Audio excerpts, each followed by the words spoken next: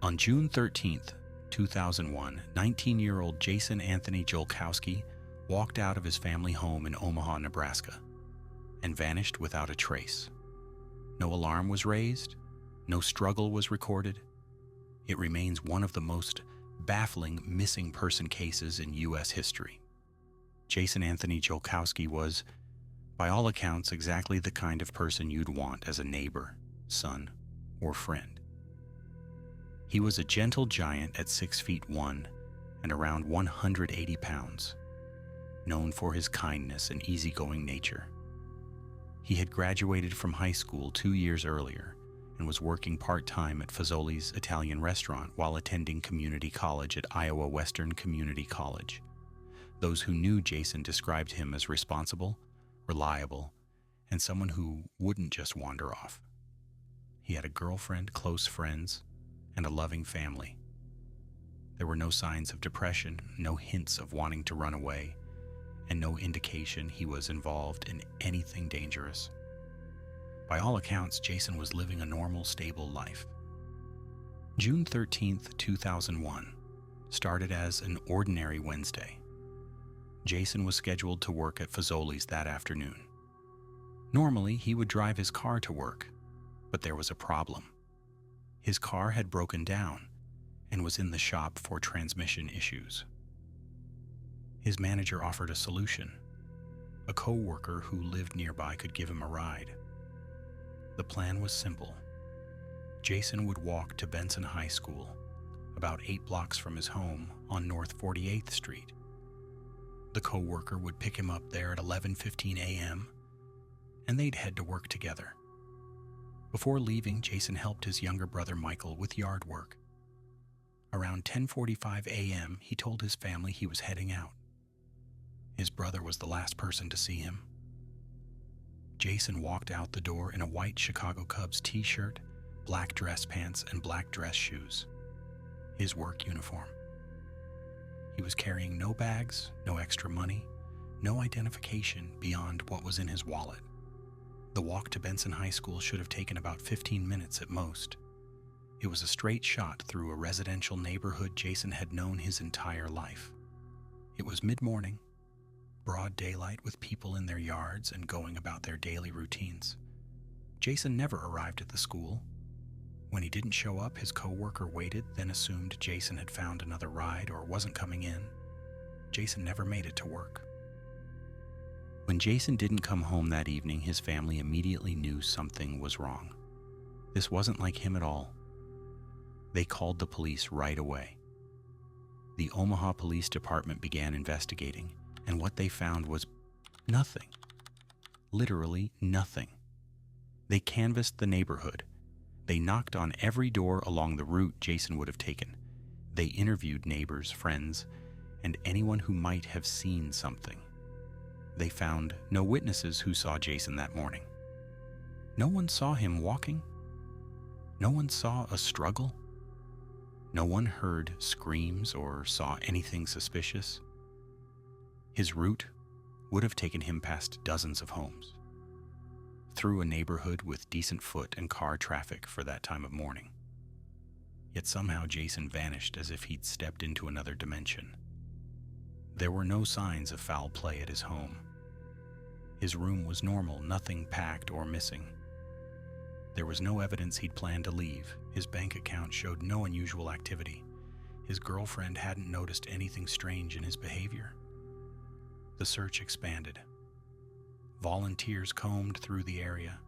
Police searched abandoned buildings, dumpsters, wooded areas, and nearby bodies of water. They brought in search dogs, but the dogs couldn't pick up a scent trail beyond the immediate area of Jason's home. Investigators looked at every angle. Was it an abduction? An accident? Had he run away? Met with foul play?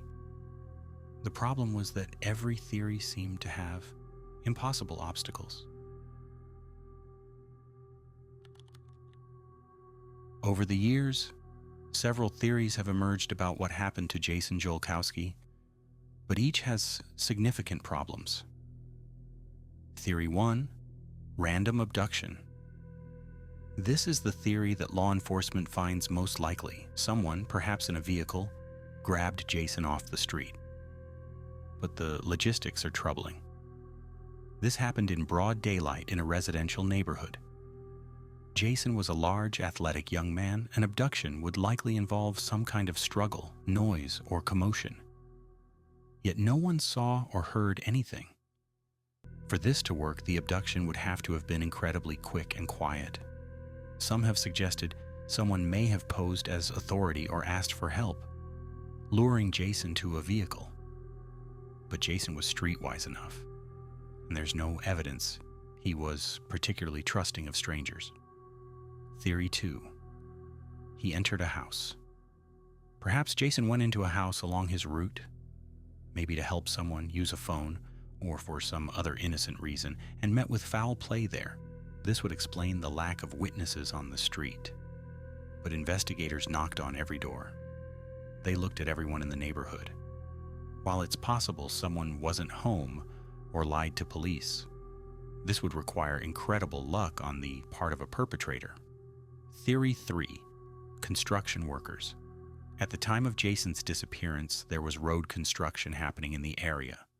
Some have theorized that construction workers in the neighborhood might have been involved, as they would have had vehicles and equipment that could quickly hide evidence. However, police investigated the construction workers and found nothing connecting them to the disappearance. The Jason Jolkowski case is particularly baffling because of what's missing. Everything. There's no crime scene, no body, no witnesses, no video footage. This was 2001, before Ring doorbells and security cameras were common. No digital trail, no suspicious phone calls, no evidence of pre-planning, no ransom demand, no confession. Jason essentially evaporated from existence in the space of 8 blocks. In most missing persons cases, there's something. A witness who saw the person's last movements, a location where they were headed, surveillance footage, a piece of clothing found later, a suspect with opportunity and motive. In Jason's case, there's absolutely nothing to go on. It's as if he stepped out his front door and ceased to exist. More than 2 decades later, Jason Jolkowski remains missing. He would be in his early 40s now if he's still alive, though most investigators believe he met with foul play shortly after leaving his home. The case remains open with the Omaha Police Department. In 2021, on the 20th anniversary of his disappearance, there was renewed media attention, but still no breaks in the case. The lack of evidence makes this case incredibly difficult to solve. Without a body, a crime scene, or witnesses, investigators have almost nothing to work with. It's possible that someone, somewhere, knows what happened. Perhaps someone who was involved or who heard something from someone else. But if they do, they've kept that secret for over 20 years. The disappearance of Jason Jolkowski reminds us that sometimes people simply vanish. Not in some exotic location or under mysterious circumstances requiring elaborate explanations. Sometimes people disappear from places they should be safe. Familiar neighborhoods in broad daylight, just minutes from home. What happened in those 8 blocks between Jason's house and Benson High School? Did he encounter someone with violent intent? Was he grabbed off the street? Did he voluntarily enter a house or vehicle not knowing the danger he was in? Unless someone comes forward with information, we may never know. If you have any information about the disappearance of Jason Jolkowski, please contact the Omaha Police Department. Even the smallest detail, something that seemed insignificant at the time, might be the key to finally solving this case and bringing answers to those who loved Jason. Because somewhere out there, the truth about what happened to Jason Jolkowski on June 13th, 2001 exists, and his family, friends, and all those touched by his story deserve to know what that truth is.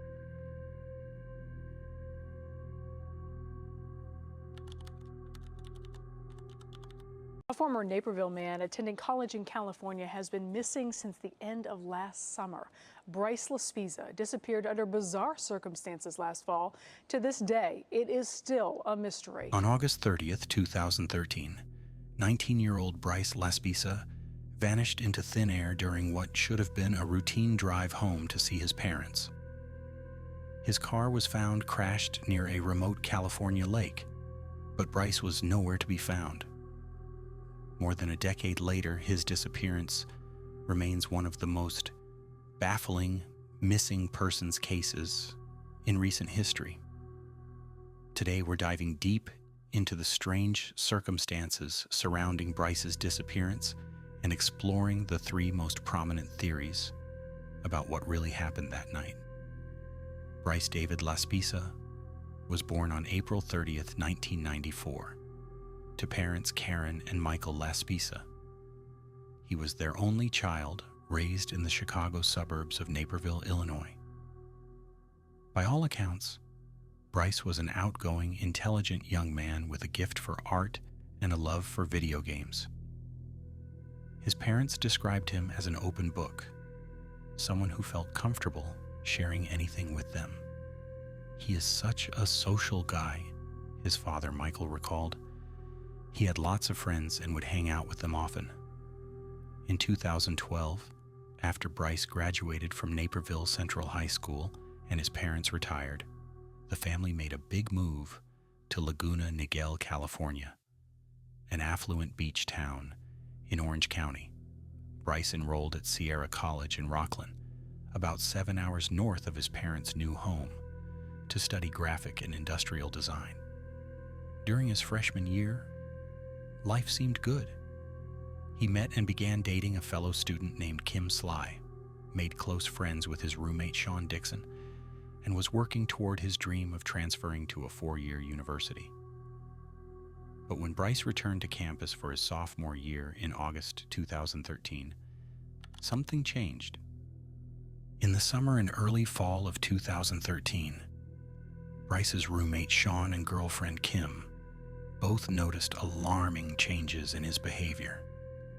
Sean observed that Bryce had started drinking more heavily than usual, consuming as much as 2/5 of hard liquor in a single weekend. He was also using Vivance, a prescription amphetamine typically used to treat ADHD, which he didn't have a prescription for. Bryce reportedly took the drug to stay up late playing video games. Then, things got stranger. On August 27th, just 3 days before he disappeared, Bryce broke up with Kim via text message, telling her she'd be better off without him. He also sent an unusual message to his roommate Sean that read, "I love you, bro, seriously. You are the best person I've ever met. You saved my soul." Most disturbingly, Bryce started giving away his possessions, including diamond earrings his mother had given him and his beloved Xbox gaming console.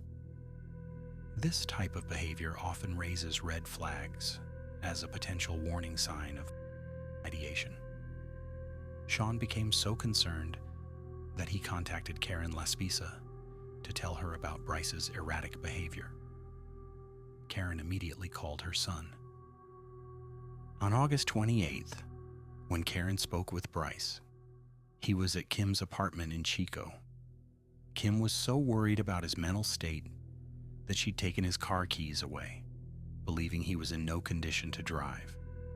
During the phone call, Bryce assured his mother that Kim was just upset about their breakup. Karen convinced Kim to give Bryce his keys back and told him to go back to his apartment and get some sleep. But Bryce had something he needed to tell his parents in person. "I said, Bryce, I'm worried.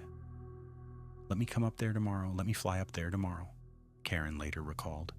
And he says, "Mom, no. Don't make any airline reservations until I talk to you because I have a lot to talk to you about." Karen and Michael would never find out what Bryce wanted to discuss. At 11:30 p.m. on August 28th, Bryce left Kim's apartment. Everyone assumed he was heading back to his apartment in Rocklin. Instead, he began driving south toward his parents' home in Laguna Niguel. A trip that should have taken about 8 hours? What happened next defies explanation. The next morning, August 29th, at around 9 a.m., Karen and Michael received a notification from their insurance company that Bryce had used their roadside assistance service in Buttonwillow, a tiny town in Kern County about halfway to Laguna Niguel. His Toyota Highlander had run out of gas. A local service station owner named Christian delivered 3 gallons of fuel to him. But then Bryce just sat there for 13 hours. Confused and concerned, Karen called Christian and asked him to check on her son. At 3 p.m., Christian drove back and found Bryce in the exact same spot where he'd left him hours earlier. Christian convinced Bryce to get back on the road and watched him drive toward the interstate. Karen and Michael filed a missing person report when Bryce still hadn't arrived home. Police tracked his cell phone and found him just a few miles down the road from Buttonwillow. He'd barely moved in 9 hours. Officers made contact with him around 9 p.m. They noted he seemed lucid, friendly, and showed no signs of intoxication. No drugs or alcohol were found in his car. They convinced him to call his parents, and Bryce finally got back on I-5, heading south. At 2:08 a.m. on August 30th, Bryce called Karen one last time. He told her he was too tired to keep driving and was pulling off to rest. Karen told him to lock his doors and get some sleep. It was the last time she would ever hear her son's voice. The next morning, there was a knock at the Laspisa's door. But it wasn't Bryce. It was officers from the California Highway Patrol. At around 5:30 a.m., Bryce's 2003 Toyota Highlander had been discovered on its side at the bottom of a 25-foot embankment near Castaic Lake, about 40 miles north of Los Angeles. The rear window had been kicked out from the inside, and all of Bryce's belongings were still there: his phone, laptop, wallet, and a duffel bag with clothes. But Bryce himself was gone. Surveillance footage from the area revealed something chilling. At 2:15 a.m., just 7 minutes after Bryce told his mother he was pulling over to rest, his car was captured turning onto an access road leading to the lake. Then, at 4:29 a.m., the same camera captured his vehicle driving up the same road a second time. Investigators determined that Bryce had deliberately accelerated toward the cliff. An extensive search was launched involving divers, helicopters, horseback riders, and K-9 units. Divers searched Castaic Lake, but found nothing. 9 days after the crash, bloodhounds picked up Bryce's scent trail leading from the crash site through the recreation area to a nearby truck stop on Castaic Road, where the trail went cold. Bryce Laspisa had vanished without a trace. One of the most discussed theories is that Bryce intentionally disappeared to start a new life. Consider the evidence. He left behind his phone, wallet, and laptop, all items that could be used to track him. He gave away his possessions before leaving. He removed his ID from his wallet but left everything else behind. The scent trail ending at a truck stop suggests he may have hitchhiked away from the area.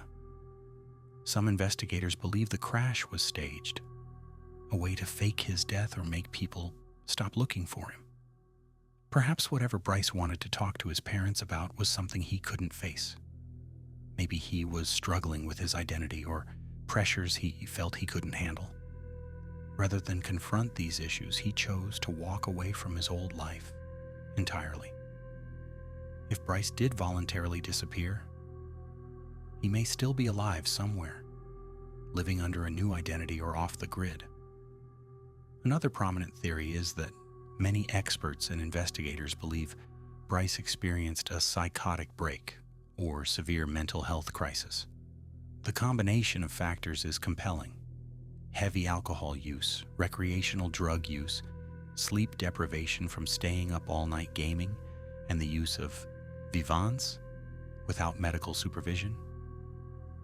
All of these can trigger severe psychological episodes, especially in young adults aged 18 to 25. The prime age for the first onset of serious mental illnesses like schizophrenia or bipolar disorder. Bryce's erratic behavior in the days before his disappearance, the unexplained breakup, giving away possessions, sitting motionless for 13 hours, all point to someone not thinking clearly. According to this theory, after the crash, Bryce may have wandered away from the scene in a confused or disoriented state. He could have sustained a head injury that worsened his mental state. Perhaps he's living somewhere as a homeless individual, unable to recall his identity or contact his family.